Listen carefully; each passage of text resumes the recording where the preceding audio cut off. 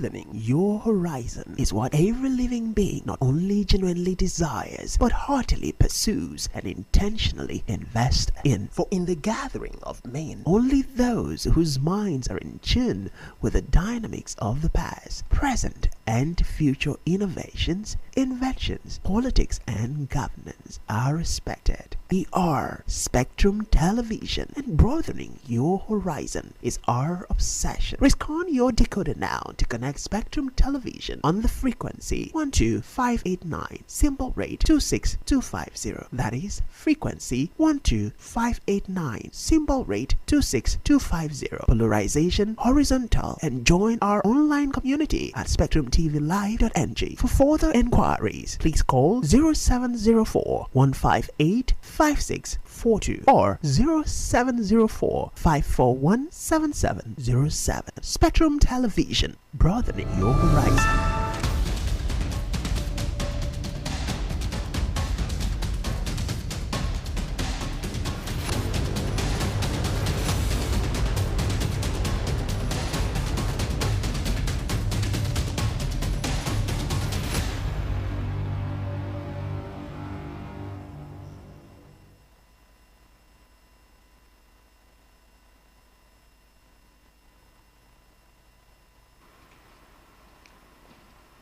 Good afternoon and welcome. This is Spotlight Africa, and we come to you live from Uyo, the Akwa Ibom State capital.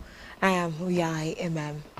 Today on Spotlight Africa, legal challenge targets President Biya's bid for 8th term.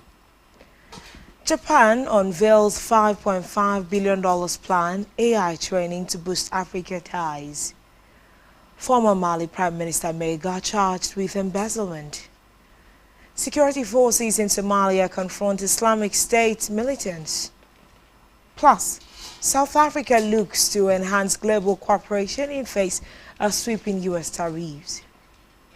These stories are all just ahead. Stick with us.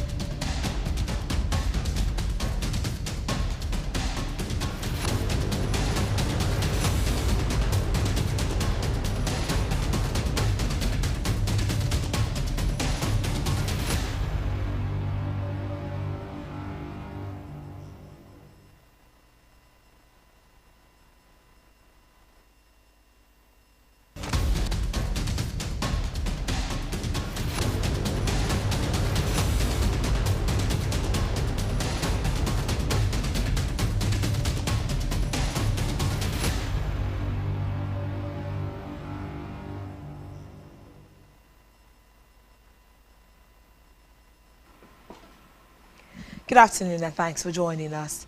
Today on Spotlight Africa, Cameroon October elections, but now he faces a significant legal obstacle. Akere Tebeng, a prominent opposition candidate and former Bar President, I beg your pardon, has filed a formal petition with the Constitutional Council alleging that Biya is constitutionally ineligible to run under Article weak current health absences and presumed dependency on third parties as grounds for disqualification.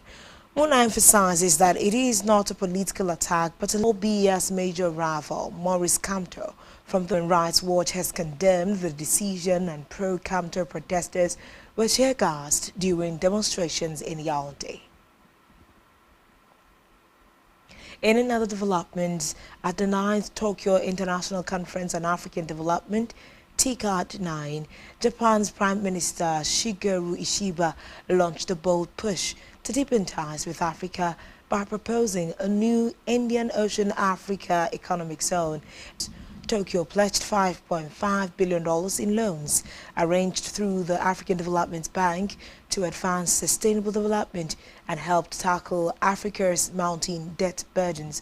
Additionally, Japan announced plans to train 30,000 AI experts over the next 3 years to boost digital transformation and job creation across the continent.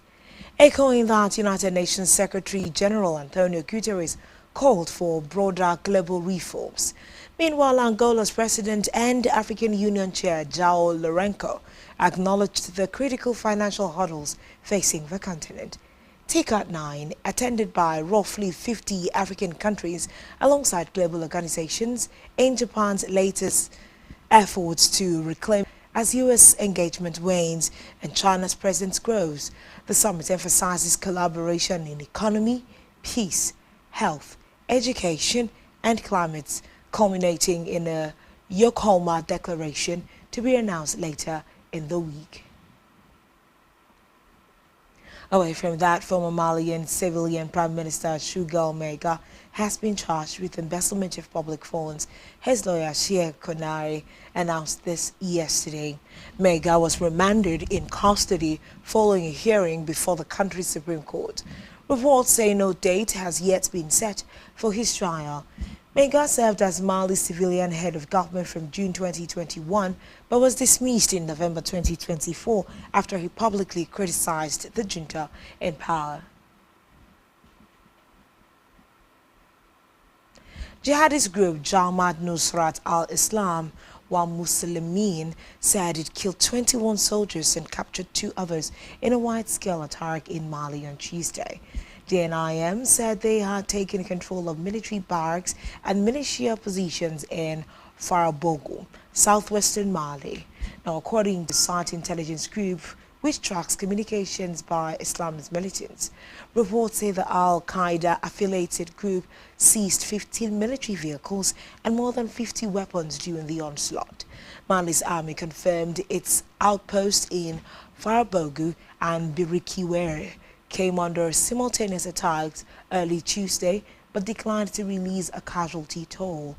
Mali has seen a surge in jihadist insurgency since May, with major attacks claimed by JNIM and the Islamic State in the Greater Sahara, targeting various locations across the Sahel. Elsewhere, Islamic State is expanding its operation in northern Somalia despite efforts from Somali forces to tackle the rising threat. Reports say the fighting is being mostly carried out by forces in the semi-autonomous Portland region, and it has been substantial, as soldiers in this remote area have faced obstacles including harsh terrain, ambush attempts, and hidden explosive devices. They have made gains, Sky reported, uncovering a network of caves and bunkers, including a bomb factory making bombs to be attached to drones, rockets, and suicide vests. According to reports, soldiers recovered large stashes of unused rockets and homemade bombs and found evidence that is working with other extremist groups like the Houthis in Yemen. Somali soldiers also recovered other goods such as sophisticated medical equipment in their raids through local villages where it has set up base. Soldiers found these flags and boards outlining the group's strict set of Sahara law rules.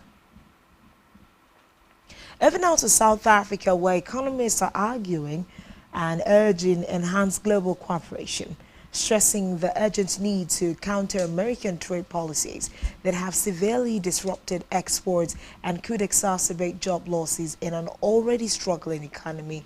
Barely 2 weeks into the new U.S. tariff regime, South Africa's economic outlook has taken a hit, facing tariffs of 30%, the highest rate in sub-Saharan Africa, from its second largest trade partner.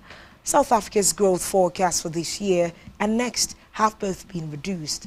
Relations between South Africa and the United States have soared since President Donald Trump's return to office in January.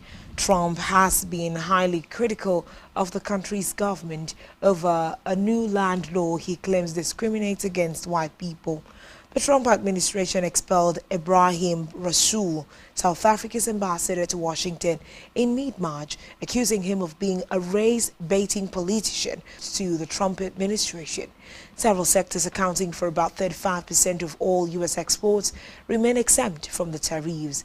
These include copper, pharmaceuticals, semiconductors, lumber products, certain critical minerals, stainless steel scrap, and energy products. But the Department of Trade, Industry and Competition has warned that an estimated 30,000 jobs are in jeopardy. On a rather sad development, at least 140 civilians were killed in July by Rwanda and backed M23 rebels in Eastern Democratic Republic of Congo, according to a new report released by Human Rights Watch. The group warns that the actual death toll may exceed 300, aligning with similar estimates from the United Nations. Reports say the killings occurred despite ongoing peace efforts, including a U.S. brokered agreement between Congo and Rwanda on the 27th of June, and Qatar hosted negotiations with the M23. Human Rights Watch says violence has remained alarmingly high in Rushuru territory, where the attacks unfolded across at least 14 villages near Virunga National Park. Survival testimonies paint a grim picture. One woman described being forced to march with 70 women and children to a riverbank where M23 fighters opened fire. She survived by falling into the river before being shot. Another man said he watched from a distance as rebels killed his wife and 4 children, the youngest just 9 months old. Most of the victims were ethnic Hutu, with some from the Nande community. According to interviews with 25 witnesses, medical staff, UN personnel and local sources, M23 has previously denied involvement in the killings and did not respond to the latest allegations. Sudan reports surge in cholera cases amid ongoing conflict. Stay tuned for details of this and more after this time out.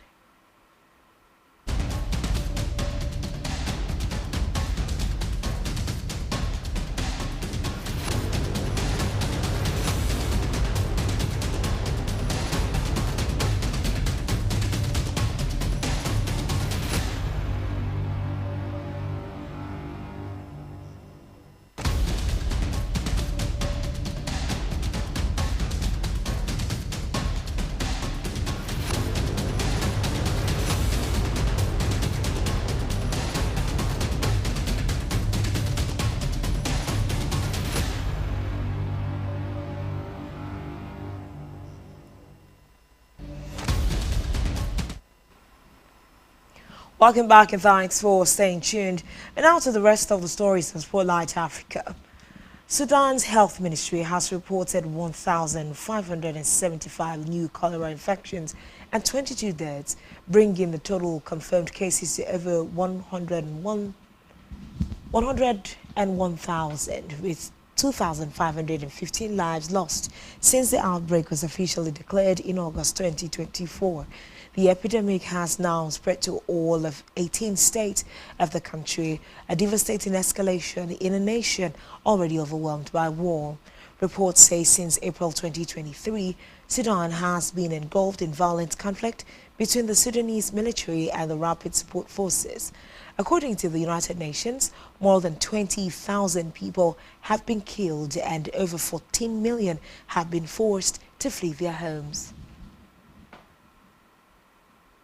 Meanwhile, Sudan's army has denied targeting a World Food Programme WFP convoy delivering aid to famine-hit areas in Darfur.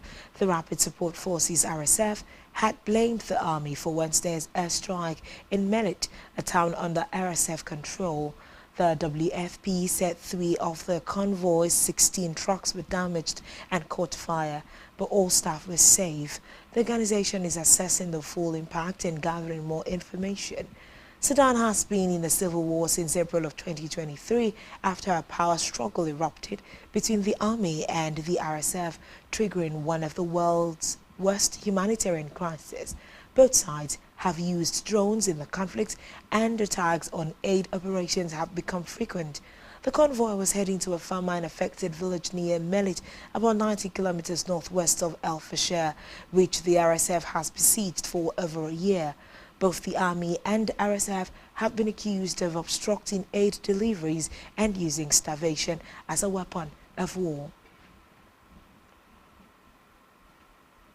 Away from that, a breakthrough in the fight against malaria offers fresh hope for babies in Uganda as Swiss regulators approved the first malaria treatment safe for infants.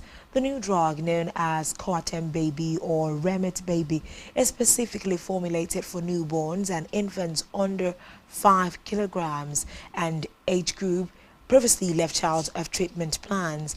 Uganda recorded over 12 million malaria cases and nearly 16,000 deaths in 2023, with increasing reports of newborns presenting with the disease either from birth, congenital malaria, or soon after.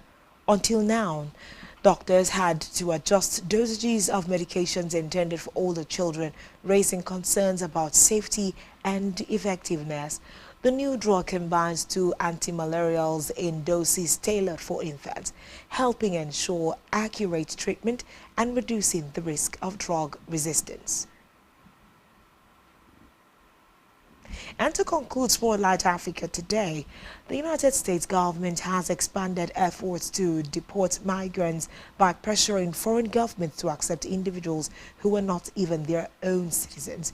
Uganda has allegedly agreed to take in non-criminal deportees from across Africa, while Honduras will receive migrants from other Spanish-speaking countries in Latin America, including families with children. These controversial deals are based on the U.S. Safe Third Country law, which allows asylum seekers to be rerouted to nations deemed capable of processing their claims. Critics argue the policy offloads U.S. asylum responsibilities onto countries with fragile systems and questionable human rights records. The agreements are part of a broader push by the Trump administration to ramp up deportations when returning migrants to their home countries is not possible. Meanwhile, Uganda has denied reports that such a deal has been struck. And these are all the stories that we're bringing you today on Spotlight Africa, looking at situations around the continent. This has been put together by Spectrum Television. Do well to follow us on social media. Subscribe to our YouTube channel, all of which you can find on our website, spectrumtvlive.ng. Spotlight Africa, I am Uyai MM. Good afternoon.